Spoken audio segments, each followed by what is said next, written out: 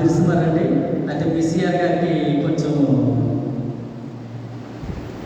నీరసంగా అనారోగ్యం ఉన్న కారణంగా మరి పాస్టర్ గారు నేను డేగాపురం సంఘంలో పరిచయం చేస్తున్న సిఆర్ గారు, ఆ డేగాపురం సంఘం సిఆర్ గారు అండి. అయితే పాస్టర్ గారు నిన్న సాయంకాలం సమయంలో ఇలాగ వేరే వాళ్ళు చనిపోయారు, కార్యక్రమం తర్వాత ఆరాధన కూడా ఉందని నాకు చెప్పడం జరిగింది. అక్కడ ప్రార్థన చేసి మరి మీ సంఘానికి రావడం జరిగింది. మాది దిరుసుమర్రు. ఆ దిరుసుమర్రు అంటే అందరికీ తెలిసిన విషయమే. అదే రత్నకుమారి గారు మా చెల్లెలు అనమాట, మా పెద్దనాన్నగారు అమ్మాయి. బాను మా బావగారు అవుతారు. సరే, వాక్యంలో వెళ్ళిపోదామండి. సెక్సగీసిమ ఆదివారం వరకు ఏర్పాటు చేయబడిన సువార్త వాక్య భాగము లోక సువార్త 8వ అధ్యాయము 15వ వచనం చదవండమ్మా. మంచి నేల నుండి విత్తనములు పోలిన వారి వలనగా యోగ్యమైన మంచి మనసుతో వాక్యం విని దానిని అవలంబించి ఓపికతో ఫలించేవారు. ఈరోజు వాక్యం ఏంటంటే దేని గురించి వచ్చిన వాక్యం? విత్తనాల గురించి వచ్చింది. మరి ఈ విత్తనాల గురించి ఎన్ని సంవత్సరాల నుంచి విత్తనాలు వింటున్నారు? ఏంటి, ఎవరు మాట్లాడుతున్నారు ఏంటంటే? వినలేదు, ఇదే ఫస్ట్ టైం విత్తనాలు కూడా చిన్నప్పుడు విత్తనాల గురించి మన చిన్నప్పటి నుంచి కూడా విత్తనాలు యేసుక్రీస్తు వారు ఎలాంటి విత్తనాలు జరిగారు, ఆ విత్తనాల గురించి భావం ఏంటో అని అనేక సార్లు మనము మన సంఘంలో వాక్యం ద్వారా మనం వినగలిగాం. అయితే నేను ఈరోజు మంచి నేల పడిన విత్తనాల గురించి నేను మాట్లాడాలనుకుంటున్నాను. ఈ విత్తనాలు అనేక మంది వివరించారు. అయితే మంచి నేల పడిన విత్తనాలు ఎలా ఉంటాయో, వారు ఎలా ఉంటారో నేను మాట్లాడాలనుకుంటున్నాను. అయితే యేసుక్రీస్తు వారు బహు జన సమూహం ఉన్నప్పుడు ఆయన బాప్తిసం తీసుకుని మారు మనసు పొందిన తర్వాత ఎక్కడైతే జన సమూహం ఉంటారో అక్కడ కొన్ని మాటలు ఉపమాన రీతిగా చెప్పడం జరిగిందండి. ఈ ఉపమాన రీతిగా చెప్పిన మాటలే విత్తనాల గురించి అండి. మంచి నేల పడిన విత్తనాలు తెలుసు మనకి, ముండ్ల పొదలు పడిన విత్తనాలు తెలుసు, అలాగే రాతి నేల పడిన విత్తనాల గురించి కూడా మనకు తెలుసు.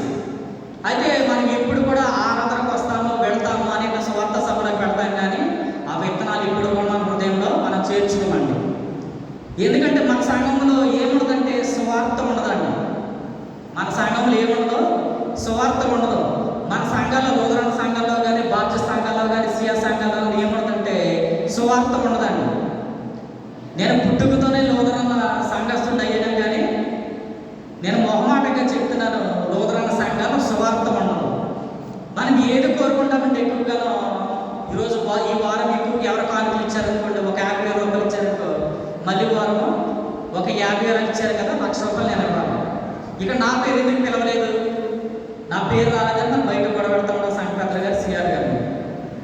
అయితే మీరు ఎప్పుడైనా కానీ వాక్యం ఈరోజు సరిగ్గా చెప్పలేదని మీ సిఆర్ గారిని పాస్టర్ గారిని అడిగారా?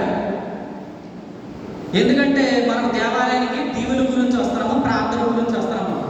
ఇక్కడ ఆశ్రయించుకున్నామా లేదా అన్నది మనకు కావాలంతే. ఇక్కడ మన పేరు చదివారా కావాలన్నది మనకు కావాలి. కానీ ఈరోజు వాక్యం ఏం చెప్పారు, వాక్యంలో భాగం ఏంటని మనం గ్రహించము. బయట స్వార్థ సభలో స్వార్థ కనబడుతుంది, ఆ స్వార్థ గురించి కూడా మనం పరిగి పెడతాం. కానీ ఆ స్వార్థ సభలో అయ్యి బాబు 20,000 మంది వచ్చారు అని మనం చెప్పుకుంటాం, కానీ అక్కడ ఏ వాక్యం చెప్పారో కూడా మనకు తెలియదు. అక్కడ కూడా ఏంటంటే జనాలు చూడడానికి, అక్కడ ఆశ్రయించుకోవడానికి, ఎలా ఆరాధించారో చూడడానికి మనం పెడతాం, కానీ పరిగెత్తుకుని అక్కడ ఏ వాక్యం చెప్పారో కూడా మనకు తెలియదు. అదే పాస్టర్ గారు ప్రార్థన చేయాలి, దీవించి ఆశీర్వదించాలి, మన కష్టాల గురించి, మన బాధల గురించి, మన అప్పుల గురించి.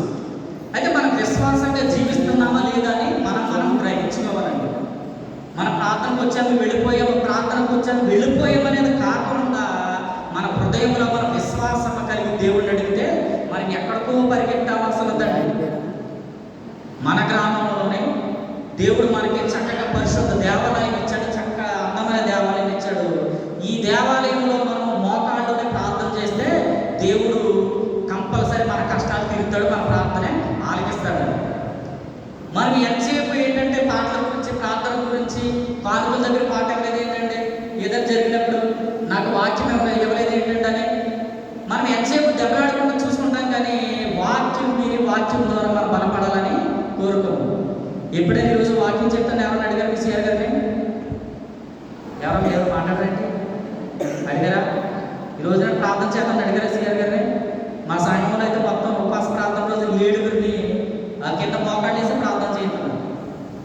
ప్రార్థన జరుగుతుందా శుక్రవారం?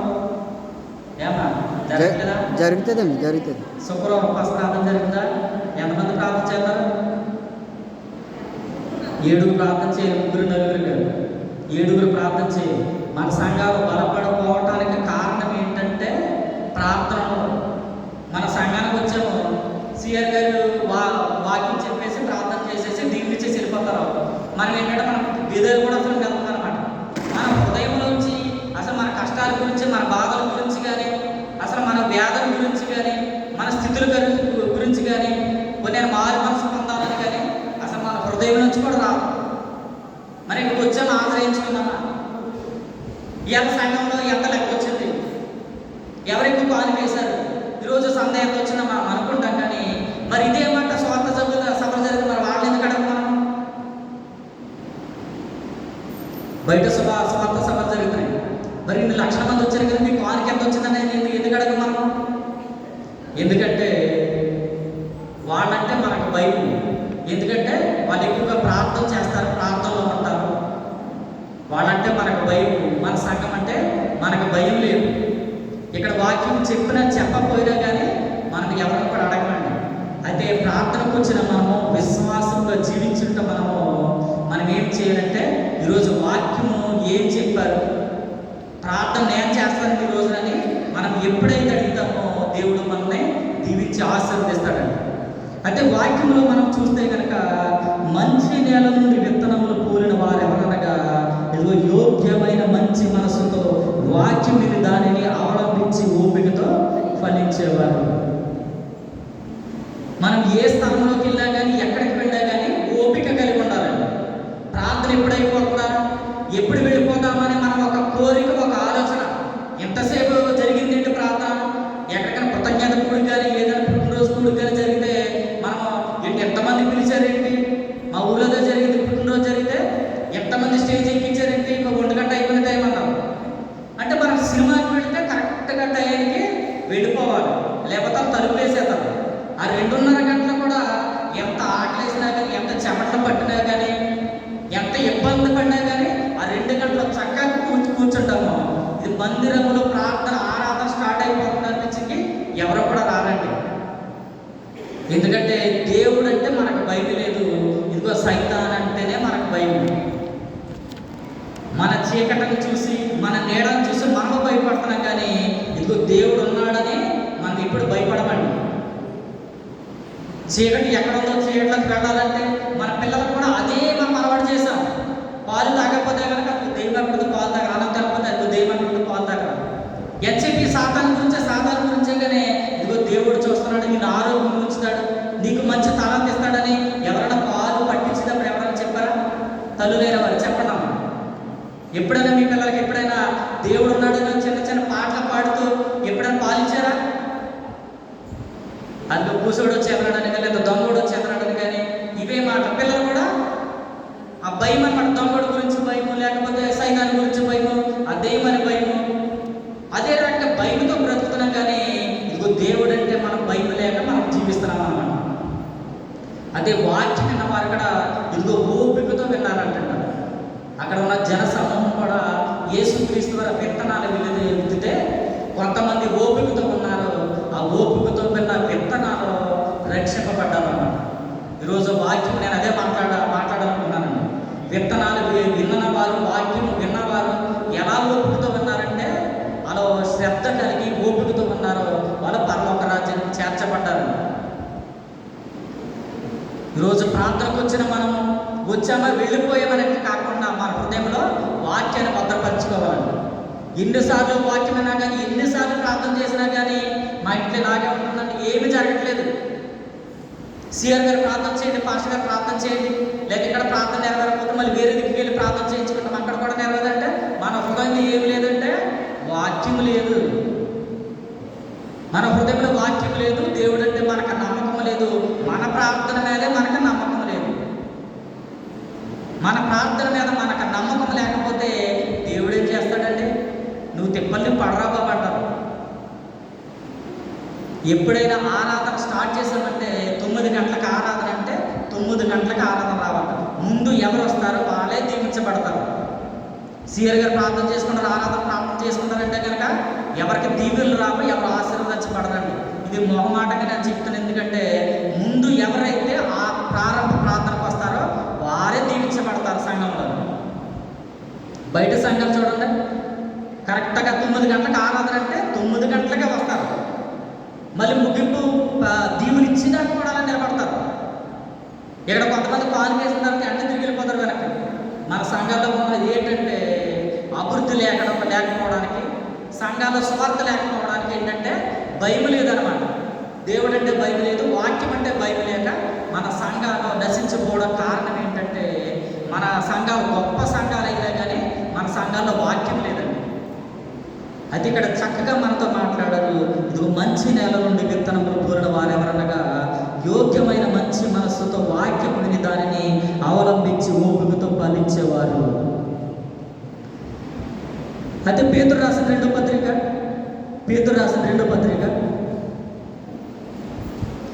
1వ అధ్యాయం 8వ వచనం చదవమా. ఇవి మీకు కలిగిన విస్తరించిన ఎడల అవి మన ప్రభు అయిన యేసుక్రీస్తును గూర్చిన అనుభవ జ్ఞాన విషయంలో మిమ్మును సోమరులైనను నిష్ఫలులైనను కాకుండా చేయను. మన సోమరులకి ఏం చేయదంటే వాక్యం వింటేనే. ఏమా నా మాట వింటారు, అర్థమవుతుందన్న మాట. మన వాక్యం వింటే మనము సోమరులు అవ్వండి.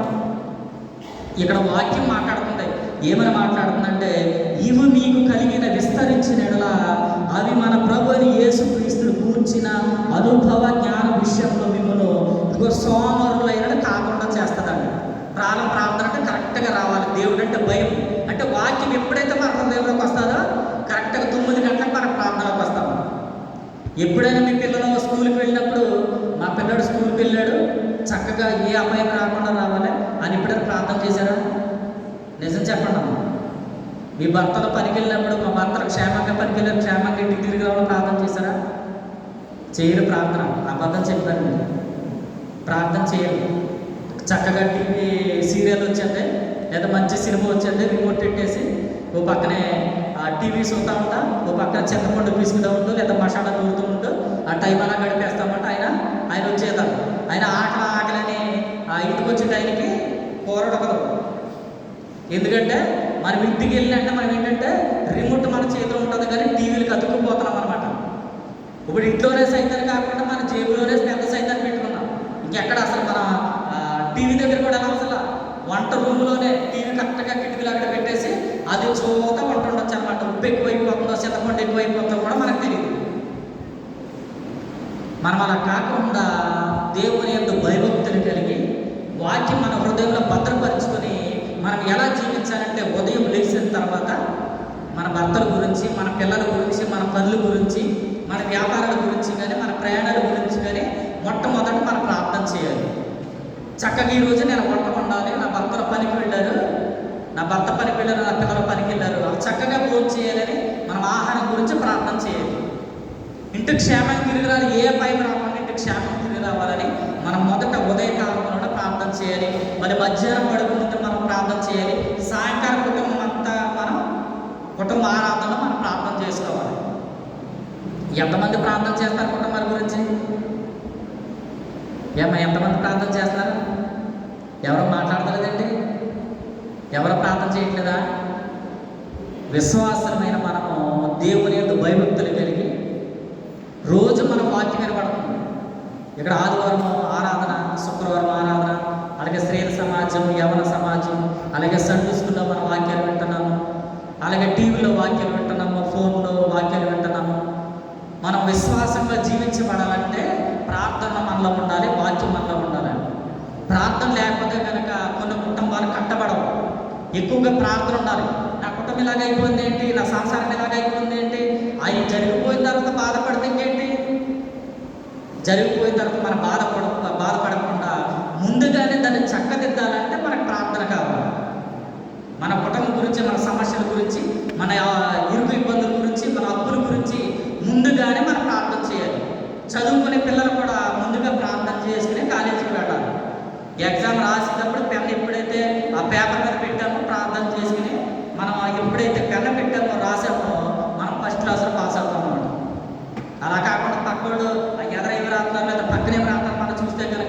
మన బ్రెయిన్ అంతా ఎక్కడికి వెళ్ళిపోతుందంటే పక్కడి మీద వెళ్ళిపోతుంది. మన చదువు మీద ఉందన్నమాట.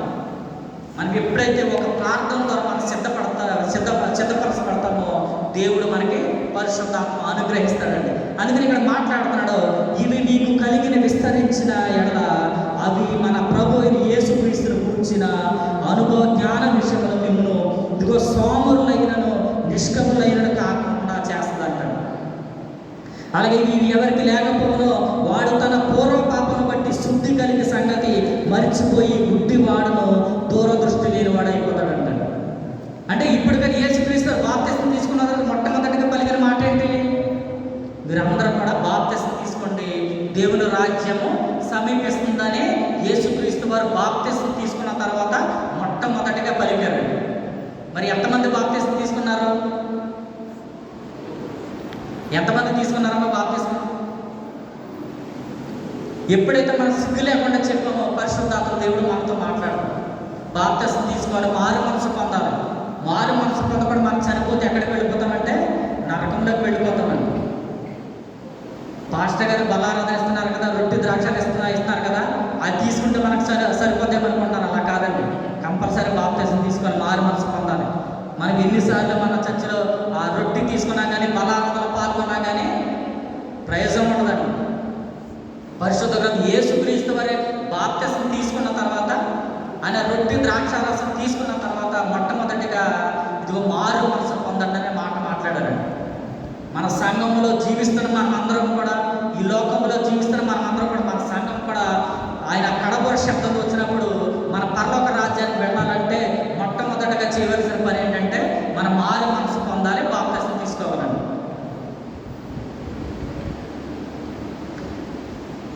అయితే మత్తయి సువార్త 5వ అధ్యాయం 44వ వచనం.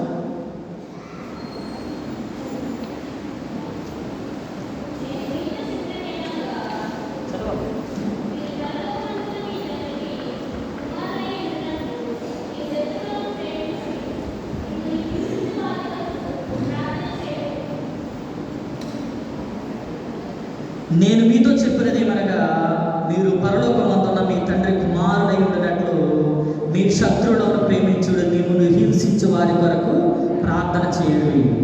మన బాప్తిసం తీసుకుని మారు మనసు పొందిన తర్వాత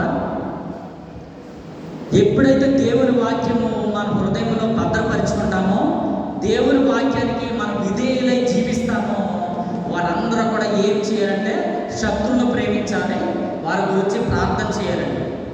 శత్రువులు ఎవరంటే ఎవరు ఉండరండి. శత్రువులు ఎక్కడో పక్క దేశాల నుంచి శత్రువులు రారు. ఆ శత్రువులు ఎవరంటే మన ఇంటి పక్క వారు అవ్వచ్చు, మన సహోదరులు అవ్వచ్చు, లేకపోతే మన సరిహద్దులో ఉన్న వారు అవ్వచ్చు, లేకపోతే మన సంఘంలో కొంతమంది మనం మాట్లాడలేము.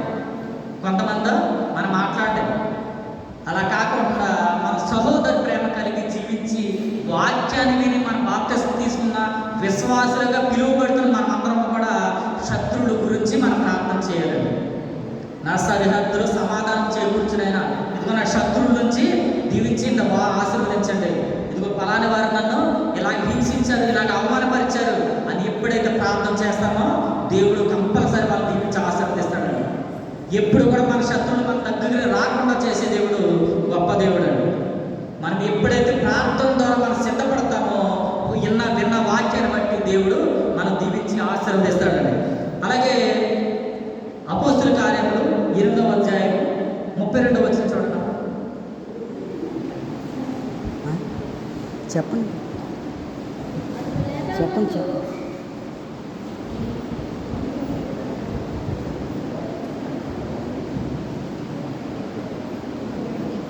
అపోస్తుల కార్యములు 8వ అధ్యాయం 32వ వచనం చదవండి.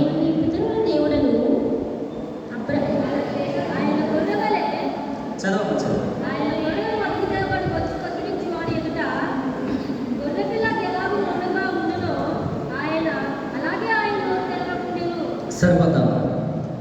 మరి యేసుక్రీస్తు బాప్తిసం తీసుకున్న తర్వాత ఆయన మొట్టమొదటిగా పలికిన మాట, దేవుని రాజ్యం సమీపించుచున్నది, మీరందరూ కూడా మారు మనసు పొందండి అని యేసుక్రీస్తు మొట్టమొదటిగా ఆయన పలికిన మాట.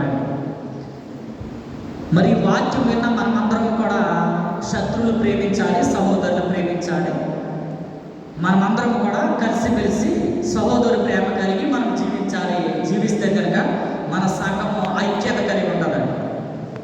అలా కాకుండా మనకి ఇష్టానుసారంగా మనం జీవిస్తే కనుక మనకందరూ కూడా శత్రువులు అవుతారు. మరి యేసుక్రీస్తు వారు ఆయన గొర్రె పిల్ల వదకు తీయబడి బొచ్చు కత్తిరించి వారి ఎదుట ఆయన మౌనంగా గొర్రె పిల్ల ఎలా ఉంటాడో ఆయన అలాగే మౌనంగా ఉండిపోయారు. ఎందుకు ఉండిపోయారు ఆయన మౌనంగా? ఆయనకు శక్తి లేదా? అనేక మందిని స్వస్థపరిచిన దేవుడు అనేక మంది గుడ్డివారికి కళ్ళించాడు, గుడ్డివారికి కాళ్ళించాడు, చనిపోయిన వారిని బ్రతికించాడు. మరి ఆయనకి ఏంటంటే ఆయన పొంతు పిలాతు దగ్గర మౌనంగా ఎందుకు ఉండిపోయాడు? నేను యూదుడు రాజును కదా, నేను ఏదైనా చేయగలుగుతున్నాను ఆయన అన్నాడా? ఏమో వాక్యం అంటున్నారా? మరి యేసుక్రీస్తు వారు అలా మాట్లాడారా? మరి వాక్యం విన్నా మనము, బాప్తిసం తీసుకున్న మనము, విశ్వాసంగా జీవిస్తున్నాం మనము, మరి శత్రువుల గురించి మనం ఎందుకు ప్రార్థన చేయట్లేదు? మన మిత్రుల గురించి, మన కుటుంబం గురించి మనం ఎందుకు ప్రార్థన చేయట్లేదు? మన సంఘం బలపడాలని మనం ఎందుకు ప్రార్థన చేయట్లేదంటే మన దగ్గర విశ్వాసం లేదు. మరి నీ యేసుక్రీస్తు వారు ఇంకో గొర్రె పిల్ల ఎలాగో మౌనం ఉండిపోయారో అలాగే ఆయన నోరు తెరవకుండా ఉండిపోయారు. ఆయనకు శక్తి లేదా? ఆయన మనసులో చేదొస్తే ఆ కార్యం జరిగిపోతుంది. అలాంటిది ఈ లోకంలో జీవిస్తున్న మనం కూడా ఆయన ఎలాగైతే నెమ్మదిగా ఉండిపోయాడో అధికారుల ముందు మనము కూడా విశ్వాసం కలిగి మనం ప్రార్థన చేయాలి. విశ్వాసం కలిగి ప్రార్థన చేయకుండా బాప్తిసం తీసుకున్నాం కదా పరలోక రాజ్యానికి వెళ్ళిపోతాము, ఎవరో చూడట్లేదు కదా, మనం ఏదో ఒక అబద్ధం ఆడచ్చు అని మనం అనుకుంటే కనుక పిల్ల అనుకుంటుందంటే ఎవరో చూడట్లేదు అనుకుంటుందంట. కానీ ఎవరో ఒకరు చూస్తారంటే ఎవరు చూస్తారంటే మనం చేసిన అబద్ధాలు కానీ, మనం చేసిన పాపాలు కానీ, తప్పులు కానీ ఇదిగో దేవుడు కంపల్సరీ చూస్తాడండి. మరి అబ్రహం గారు దీవించబడిన తర్వాత, ఆశీర్వదించబడిన తర్వాత మనం అనుకుంటాం ప్రార్థనకు వెళ్తామని ఏమీ జరగట్లేదు, మన బాప్తిసం తీసుకున్నా కానీ ఏమీ జరగట్లేదు అనుకుంటాం. మరి అబ్రహం గారు ఆశీర్వదించబడ్డారా? లోతు గారు ఆశీర్వదించబడ్డారా? ఏంటి ఎవరు మాట్లాడలేదండి? ఎవరు ఆశీర్వదించబడ్డారో మీరు మాట్లాడితే నా దగ్గర జవాబు వస్తుంది. లేకపోతే నా వాక్యం అర్థం అవ్వట్లేదు అనుకుంటాను. నేనేంటంటే లేఖనమే మాట్లాడతాను, పక్కకి కానీ కళ్ళబుల్లి మాటలు నా దగ్గరికి రావు. ఎందుకంటే మిమ్మల్ని బలపరచడమే, నేను ఎక్కడికి వెళ్ళా కానీ వాళ్ళు బలపరుస్తాను. సువార్తతో వాక్యంతో బలపరచాలి. కానీ అది కాదు అక్కడ జరిగింది, ఇది ఎక్కడ జరిగింది, పేపర్లో ఈ న్యూస్ వచ్చింది, పలానా సాధ్యం అలాగనుకుంటారు. నేను ఈ మాటలు నా దగ్గర రావు. ఏం చెప్పి స్ట్రైట్గా మీతో మాట్లాడుతూ మిమ్మల్ని బలపరచాలి, వాక్యం మాత్రమే చెప్పాలి. మరి అబ్రహం గారు దీవించబడ్డారు, లోతు గారు దీవించబడ్డారు. అబ్రహం గారు దీవించబడ్డారు. మరి లోతు గారు ఎందుకు దీవించబడలేదు? మరి దేవుడిని ఇశ్రాయేలుకి కానాను ఇస్తానని వాగ్దానం చేశాడా? పాలు తేనెలు ప్రవహించే దేశమును ఇదిగో కానాను దేశం ఇస్తానని ఇశ్రాయేలుకి వాగ్దానం చేశాడు. మరి ముందుగానే అబ్రహం గారు, యాకోబు గారు కూడా కానాలోనే ఆయన నివాసం చేశారు. ముందుగా కానాలోనే పుట్టి పెరిగారు. మరి లోతు గారు ఎక్కడికి వెళ్ళారు? కానానికి వెళ్ళారు లోతు గారు. కానాను దేశం ఏముంటాయంటే పాలు తేనెలు ప్రవహించే దేశము, అనేక సిరి సంపదలు ఉన్న దేశం ఏంటంటే కానాను దేశము. కానాను దేశంలో నివసించడానికి ఎవరు వెళ్ళారు? లోతు గారు వెళ్ళారు. మరి అబ్రహం గారు ఎక్కడికి వెళ్ళారు? ఎవరు మాట్లాడతలేదేంటమ్మా? అబ్రహం గారి గురించి ఇప్పుడు వినలేదా? అబ్రహం గారు ఎక్కడికి వెళ్ళారంటే సింధూర వృక్షం దగ్గర ఆయన తలదాచుకున్నాడు. తన కుటుంబాన్ని తీసుకుని లోతు గారికి అవకాశం ఇచ్చారు. నువ్వు ఎక్కడికి వెళ్తావో లోతు అని అడిగితే ఆయన తేరు చూసి ఇదంతా ఈ ప్రాంతం అంతా బాగుందని లోతు గారు కానానికి వెళ్ళడం జరిగింది. అయితే అబ్రహం గారు ఎక్కడికి వెళ్ళారంటే తర్వాత సింధూర వృక్షం దగ్గరికి వెళ్ళి వృక్షం దగ్గర ఆయన తలదాచుకోవడం జరిగింది. దేవుడు తగ్గించుకున్న వారిని హెచ్చిస్తాడని ఆయన లేఖనంలో వ్రాయబడి ఉన్నది. ఆ వ్రాయబడిన ప్రకారం అబ్రహం గారు తగ్గించుకున్నారో ఇదిగో లోతు గారికి అవకాశం ఇచ్చారు. లోతు గారు ఆయన సిరి సంపాదనలో దేశం వెళ్ళారు, కానీ ఆయన ఏమి సంపాదించలేకపోయారు, ఏమీ చేయలేకపోయారు. తన భార్య ఏమైపోయిందంటే ఉపస్తంభం అయిపోయింది. మరి అబ్రహం గారు ఎందుకు దీవించబడ్డారు? దేవుని మాట విన్నాడు. ఆయన దేవుని మాట విన్నాడు, కానీ చెట్టు కింద బ్రతినా కానీ ఆయన దీవించబడ్డాడు. అనేక మందికి తండ్రి అయ్యాడు. ఆయన సంతానం ఎలా ఆశీర్వదించబడ్డదంటే ఇదిగో సముద్రం ఇసుక వలె రేణులు అంతా ఇదిగో నక్షత్రాలను లెక్కింపజాలని సంతానం చేస్తాడని అబ్రహం గారు వాగ్దానం వాగ్దానం ఇచ్చాడు. ఆ చెట్టు కిందకి వెళ్ళిన అబ్రహాం గారినే ఆయన దీవించాడు. ఎందుకంటే విశ్వాసం కలిగి దేవుడు నువ్వు చెట్టు కిందకి వెళ్ళు నేను దీవిస్తానన్నాడు, నువ్వు ఫలానా ప్రాంతానికి వెళ్ళి నేను దీవిస్తానన్నాడు. అదే రీతిగా అబ్రహాం గారికి వెళ్ళడం జరిగిందండి. మరి విశ్వాసమైన మనం ముందుగా ఏం చేయాలంటే ఆరాధనకు రావాలి, ప్రార్థనలో మనం ఏకీభవించాలి. మన గురించి, మన సమస్యల గురించి, మన సంసారం గురించి, మన బాధల గురించి, ఇబ్బందుల గురించి మనం ప్రార్థన చేయాలండి. ఐశ్వర్యవంతులు కూడా ఎక్కడ చనిపోయారంటే చెట్ల కింద, పుట్ల కింద చనిపోయారు. జయలలిత గారికి ఎన్ని కోట్లు ఆస్తుంది? ఆవిడ హాస్పిటల్లో చనిపోయింది. మొన్న తీశారంటే కొన్ని కోట్లు ఉందన్నమాట. ఆవిడ వజ్రాలే కొన్ని కోట్లు ఉన్నాయి. ఆవిడ ఏమైపోయింది? ఆవిడ బలం ఉన్నా కానీ, అంగబలం ఉంది, ఆర్థిక బలం ఉంది, ధనం ఉంది, సిరి సంపదలు ఉన్నాయి. ఆవిడ రాష్ట్రానికి ముఖ్యమంత్రి, ఆవిడ హాస్పిటల్లో చనిపోయింది. ఈరోజు మనకు బలం ఉన్నా కానీ, శక్తి ఉన్నా కానీ, ఆస్తి ఉన్నా కానీ, ఆస్తి మనకు కూడా రాదండి. అసలు మన చనిపోయిన తర్వాత మన పిల్లలందరూ కూడా మెండం తీసేస్తారు. మన చెవులు కూడా ఉంచరు. ఎందుకంటే మన ఆస్తిని మనం పంచుకుంటారో మనల్ని ఏకాంతంగా ఒంటరిగా కూడా పంపిస్తారండి. మనం చనిపోయిన తర్వాత మనం ఎక్కడ పెడతామంటే ఇది ఒక చీకటి గదిలోకి పెడతాము, రెస్ట్ తీసుకుంటామండి. ఈ లోకంలో జీవిస్తున్న మనం అందరం కూడా ముందుకు ఒక ప్రార్థన ద్వారా సిద్ధపడాలి, బాప్తిసం తీసుకోవాలి, మారు మనసు పొందాలి. మనమందరం కూడా పరలోక రాజ్యానికి మనము, మన సంఘము కూడా లేపబడే సంఘం ఉండాలని మిమ్మల్ని అందరూ కూడా నేను కోరుకుంటున్నాను. మరి చివరికి హెబ్రీయులు రాసిన పత్రిక 12వ అధ్యాయము, హెబ్రీయులు రాసిన పత్రిక 12వ అధ్యాయము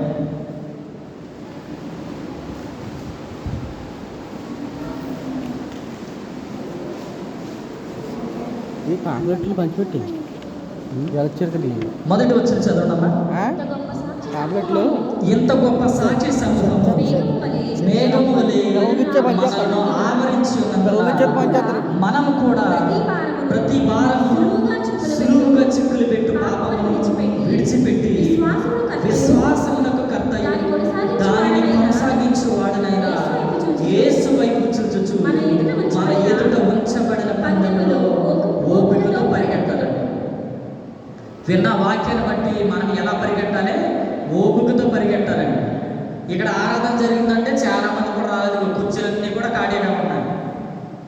ఎందుకంటే మన వాక్యం అంశాలు వద్ద కానీ, ప్రార్థన అంశాలు వద్ద కానీ ఏమి కావాలంటే మనకు దీవెనలు కావాలి, మన కుటుంబం ఆశీర్వదించబడాలండి. ఇక్కడ మన గ్రామంలోనే చక్కగా పరిశుద్ధ దేవాలయ వాక్యం వినపడుతుంది. ఆ వాక్యము ఎందుకు మన హృదయంలో భద్రపరచుకోలేకపోతున్నామంటే ఈ వాక్యం అంతా కూడా ఎక్కడికి వెళ్ళిపోతుందంటే ఇది ముళ్ళ పదలకు వెళ్ళిపోతుంది, రాతి నేలకు వెళ్ళిపోతుంది. ఈరోజు వాక్యం ఇదే.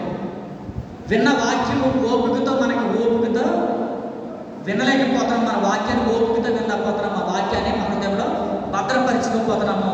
ఈ వాక్యం అంతా ఎక్కడికి వెళ్ళిపోతుందంటే ముళ్ళ పొదలకు వెళ్ళిపోతుంది, రాతి నేలకి వెళ్ళిపోతుంది. కానీ ఈ వాక్యం మన హృదయంలో భద్రపరచుకోవడానికి వాక్యానికి అవకాశం మనం ఇవ్వట్లేదండి. అందుకని ఇక్కడ హెబ్రీయులు రాసిన పత్రికలో పౌలు గారి హెబ్రీ సంఘానికి రాశాడండి. ఇంత గొప్ప సాక్షి సమూహము మేఘము వలె మనల్ని ఆవరించినందున మనము కూడా ప్రతి భారమును సులువుగా, ఎవరు పెడతారండి సులువుగాను? సైతాన్ని పెడతాదండి. చాలా సులువుగా చిక్కులు పెడుతుంది మనల్ని. ఈరోజు ప్రార్థనగా వెళ్ళారంటే 2 నిమిషాలు అయిపోతుంది కదా, ఒక 2 గంటలు 2 గంటలు వాళ్ళందరూ కూడా వచ్చేస్తారు. వెళ్ళి ఏం చేస్తాం మనం? ఆ టీవీ కొంచెం టీవీ పెట్టుకుంటే టైం అయిపోతుంది. మనం టయాన్ని వేస్ట్ చేస్తున్నాం. కానీ ఇదిగో టయాన్ని మనము, ఆ సమయాన్ని మనం సద్వినియోగం చేసుకోలేక మనం నశించిపోతున్నామండి. యేసుక్రీస్తు వారు ఈ లోకానికి ఎందుకు వచ్చారంటే ఇదిగో నశించిన దానిని రక్షించడానికి లోకానికి వచ్చారు. ఈ వాక్యం ఈరోజు వాక్యం ఎప్పుడో జరిగిపోయిందని వాక్యం మనం అనుకోకూడదండి. ఈ వాక్యము ఈరోజు నా గురించే, ఈరోజు నా గురించే వ్రాయబడినదే, ఇదిగో నా గురించే చెప్తున్నారని మన హృదయంలో ఎప్పుడైతే భద్రపరుచుకుంటామో మనం అందరం పరలోక రాజ్యాన్ని వెళ్ళడానికి అవకాశం ఉంటుందండి. మరి ఈ వాక్యం మనం అందరం కూడా ఆయన రాజ్యం సమీపించే లోపే మనం అందరం కూడా బాప్తిసం తీసుకోవాలి, మారు మనసు పొందాలి. మరి ఎప్పుడైనా అవకాశం వస్తే కనుక మళ్ళీ ఒకసారి మీ మధ్యలోకి నేను వచ్చినప్పుడు మీరందరూ కూడా ఏం చేయాలంటే బాప్తిసం తీసుకోవాలి, మారు మనసు పొందాలి. మరి వాక్యం మనమందరం కూడా ఓపికతో ఎక్కడికి వెళ్ళా కానీ, ఏ ఏ స్థలాలకు వెళ్ళినా కానీ వాక్యానికి ముందు మనము ప్రేరణ ఇవ్వాలి. వాక్యాన్ని పెట్టిన మనం ప్రార్థన చేయాలి. మన గురించి, మన కుటుంబం గురించి, మన శత్రువుల గురించి, మిత్రుల గురించి మనం ఎప్పుడైతే ప్రార్థన చేస్తామో దేవుడు మనం దీవించి ఆశీర్వదిస్తాడండి. కళ్ళు మూసుకొని మనం చిన్న ప్రార్థన చేస్తాం. మహాపరిశుద్ధుడు మా ప్రియ పరలోకపు తండ్రి, నీ శ్రేష్టమైన ఈ పరిశుద్ధ నామాన్ని, ఘనమైన నామానికి బంగారు పాత్ర కొనాలి స్తోత్రం నాయన. ఇప్పటి వరకు మాతోనూ అందరితోనూ ప్రభా మీ వాక్యానుసారంగా మాట్లాడినందుకు మీకు వందనాలు స్తోత్రాలు నాయన. విత్తనాల గురించి, విత్తనాలు ఎవరు వింటారో, వాక్యం ఎవరు వింటారో ఓపిక వారు పరలోక రాజ్యంలోకి ప్రవేశిస్తారు. భూమి మీద జీవించినంతకాలం ప్రభా వాళ్ళ పరిశుద్ధులుగా జీవిస్తారు, నీతిగా జీవిస్తారు. వాళ్ళ కుటుంబాలన్నీ కూడా రక్షణలోకి వస్తాయని మీ లేఖలో సెలవిచ్చిన రీతిగానైనా ప్రభా మేము మా సంఘమంతా కూడుకున్న ప్రభా బాప్తిసం తీసుకుని మారు మనసు పొంది మీ వాక్యం మా హృదయంలో భద్రపరుచుకున్నాయినా మీరు రాకడ పర్యంతంలో ప్రభా మేము మా సంఘమంతా కూడా ప్రభా ఇది మీ పరలోక రాజ్యానికి చేర్చబడేలాగా మాకు కృప చూపించమని అడుగుతున్నాను నాయన. మీకు వందనాలు స్తోత్రాలు. ఈ సమయంలో సంఘానికి వచ్చిన బిడ్డలందరూ కూడా దీవించి ఆశీర్వదించండి. విన్న వాక్యాన్ని బట్టి ప్రభా ఇదిగో ఓపికతో మేము పరిగెట్టాలి, ఓపిక కలిగి ఉండాలి. ఎన్ని మార్లు ప్రార్థించినా కానీ నాకు ఇలాగే ఉంటుంది, నా కుటుంబంలో మనశ్శాంతి ఉండలేదని నాయన వారు నన్ను విసుగకుండా ప్రభా నాయన ఎక్కువగా ప్రార్థనలో గడిపినైనా ప్రభా విశ్వాసం కలిగి ప్రార్థన చేస్తే ఏ కార్యమైనా జరుగుతుంది. ఇదిగో ప్రార్థన చేయడం మా వంతు, కార్యం చేయడం మీ వంతుని మీ లేఖనాన్ని సెలవిచ్చారు. అటు రీతిగా మేము మా సంఘం అంతా కూడిగాను ప్రభా ఇదిగో ప్రార్థించే వారి ఉంచమని మీరు కృప చూపించమని అడుగుతాను ఆయన. మీకు వందనాలు స్తోత్రాలు.